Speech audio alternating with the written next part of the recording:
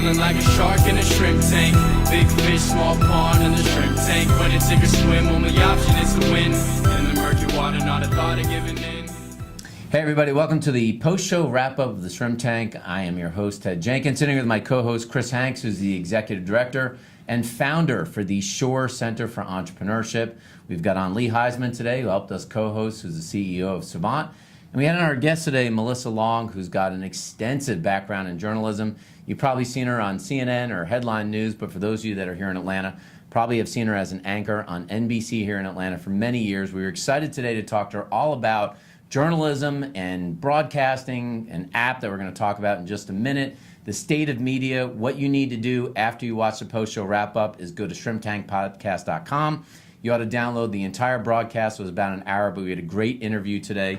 And I just want to thank you for taking time out of your day for coming on to the program. Oh, thank you. And Melissa, you know, you have such experience in newscasting, but what's so intriguing to me, and especially about our entrepreneurial podcast, is you've now jumped into the world of entrepreneurship, and you have an amazing app that you talked about in the program. Can you tell our listeners and viewers what that's about? Sure. The app is for the news consumer, and it will help you to find side-by-side narratives of some of the most interesting stories happening around the world. It's a free app right now where you can travel the world and go from Atlanta to New York to Zimbabwe to Ireland to some tiny town in the middle of the Midwest. And you can find out what's going on. You can go as hyper-local as you want or go as global as you want. You can compare CNN right next to Fox, Reuters, BBC, you name it.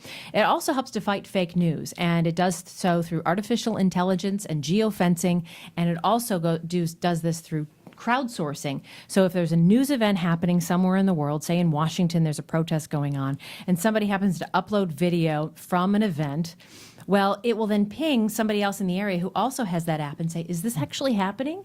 Can you explain what you're seeing? And then it helps to do the verification system through the crowdsourcing in addition to the technology. And is that why it's called Ground? Ground. And is that On why the you ground. called it Ground? On the ground, On the yes. ground. The two founders, I like these it. tremendous engineers have created this, and it is basically you're on the ground.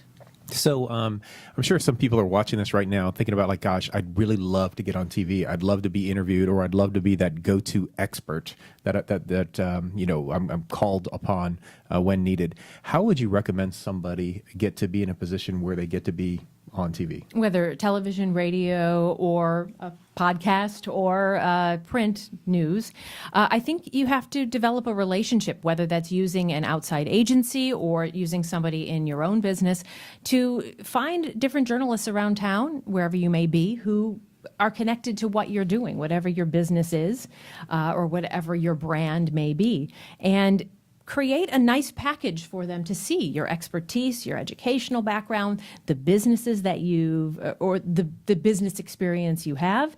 If there's pictures, if there's video to go with that, provide that as well. Journalists are busy, and the more information you can provide them with, the better. And then just because you emailed once doesn't mean you can't email again, call again. And if something is happening in the news that is particularly relevant to your business, say there's an unfortunate natural disaster, but you're in the insurance industry, that may be the perfect time to make that connection. You know, we talked on the broadcast today that you had done extensive interviews with people like Vince McMahon, and you've been around a lot of entrepreneurs, and sometimes people use this term wantrepreneur or entrepreneur. Is there any right age for people that are watching the program today to actually start as an entrepreneur? Because it sounds like you're actually starting your journey to a degree right now and being an entrepreneur. Right. I'm Gen X, right, which is a little later than starting as a millennial, Right. or if you're currently in college. So I should ask you that same question. Does there have to be a right age, or is it just when that feeling strikes, when you finally have the confidence, when that idea finally comes at 3 o'clock in the morning? I just attended a fellowship at Columbia University, all focused on aging and technology and staying relevant.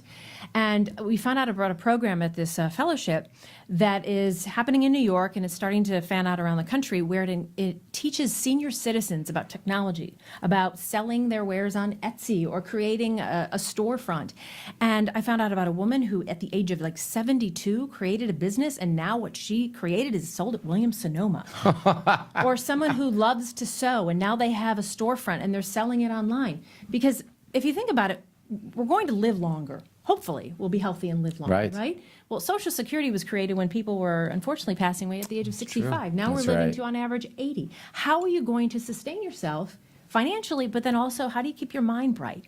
through creation, whether that's creating a business, creating, art, whatever it may be. So this may be the next way that people can just stay relevant too, especially And with the as- internet today, you have so much more access to start a side hustle. It's just it's so much Absolutely. easier. And it's thrilling, isn't it? I mean, how many side hustles do you have? About 27. And I don't know how you Some juggle people all that. collect baseball cards and coins. I collect LLCs. That's what I do. Yeah, I and just, be clear, I when collect Ted said them. side hustle, he's speaking of LLCs and businesses, not for his wife Jenna out Yeah. there. He's simply That's- talking about this is business. true. Not that kind of side hustle. Yeah. That's, Yes. don't say that on camera. But that is what so many people are doing these days. And, Right. I always looked at it from the outside, and now I'm kind of doing it myself, and it's invigorating. It gives you that energy again.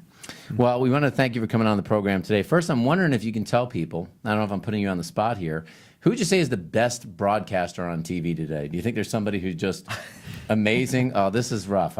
No? They're all pretty good? Or like, when you look at CNN, you look at, Fox and Headline News and all these channels, there's somebody who's just really great today at what they do, just so you could see as a journalist? I read a lot more than I watch these days. I really, really As you were do. saying, you don't watch a lot of TV. I don't. Well, for those folks I apologize for not having no, the answer you that's wanted. Okay. Well, Ted, I think this might be one of the best to watch. Oh. That's kind of Oh what we're yeah, sitting for. this is That's going why to she's be on the show. great program. And for those folks that want to learn more about Ground, how can they learn about the app, and how can they keep in touch with you or get in touch with you if they want to learn more about what you're doing? Easy way to get access to the app, just go to ground.news online, and you'll find a link for Android and for Apple right there. You can also just download from the Google Play Store, the Apple App Store. And then to message me, you can find me on Twitter, Facebook, my name, just Melissa Long. Ted, something important, and I want to go a little off script here. Melissa is a very busy newscaster, of course, very popular in town, and you told a story on the show which just resonated with me. It's something that we deal with on a daily basis, and a lot of entrepreneurs that want to be an entrepreneur. You talked a little bit about not giving up after that first email. And it was really a resonating point, because a lot of people send an email and they think someone isn't getting back to me. Can you just briefly summarize what happened to you that one time where you sent One an time, email? Two Well, times? 3 times? Tell that story briefly. If you send an email to somebody or make a phone call and they haven't gotten back to you, call back. Send another email, follow up. In the news industry years ago, it used to be that you applied for a job and it would say, no calls, please. Well, journalists are supposed to be persistent, so what do? You pick up the phone, right? Sure. If- Simple. If but you people- really want something, don't be a pest, be a friendly pest. Well put. Well put. Well, thanks so much for coming on the program today. And for folks, on our wrap-up today, what I wanted to tell you is that we talked all about journalism today, and you think about those words of lights, camera, action. But when you're an entrepreneur, there are no lights, and generally there is no camera. But as Chris Hanks talks about on our podcast every week, there's action. The only way to be a successful entrepreneur is not by thinking, it's by doing. So do more, and you will be successful, and that's what we talk about every week right here on the Shrimp Tank.